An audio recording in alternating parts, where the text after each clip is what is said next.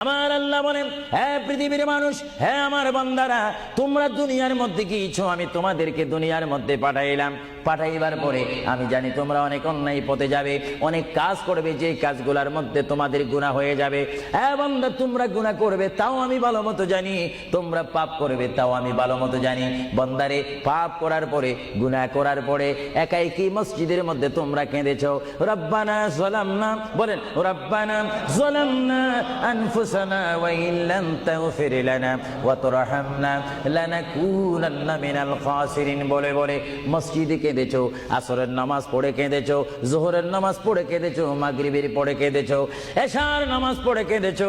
এ বান্দা, নামাজের মুসল্লা যখন বসে যাও, আমি আল্লাহকে তোমরা বারবার বল, আল্লাহ গো আমার গুনাহ মাফ করে দাও। তারপরও আমি তোমাদের গুনাহ মাফ করে নেই।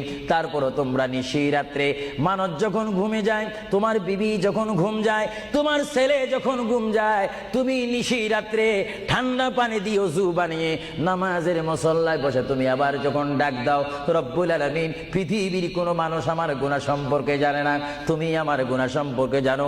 আমি এমন গুনাহ করেছি আমার বিবি জানে না, বিবি গুনাহ করেছে আমি জানি না। আল্লাহ, তুমি সব কিচ্ছু জানো। হে আমার প্রভু, তুমি আমাকে মাফ করে দাও। আমার আল্লাহ বলে, তারপরও যদি তোমাদেরকে আমি মাফ না করি, তারপরও বান্দা তোমরা আমার রহমতের দরজা থেকে ফিরে যাইও না। আমি তোমাদেরকে হুকুম দিচ্ছি, ওয়ালাউ আন্নাহুম ইয যালামু আনফুসাহুম জাউকা, বান্দারে যদি গুনাহ করে ফেলো, আমার রহমত থেকে মুখ ফিরে তুমি চলে যাইও না।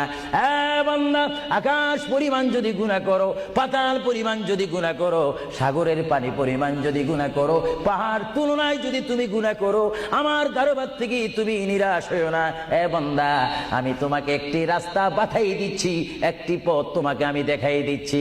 সেই পথটি কোন পথ তোমরা জানো? ওয়ালাউ আন্নাহুম ইয যালামু আনফুসাহুম জাউকা, বান্দারে, যখন তোমরা বরবাদ হয়ে যাবে, তখন তোমাদেরকে একটা পথ আমি তোমাদেরকে দেখাই দিলাম।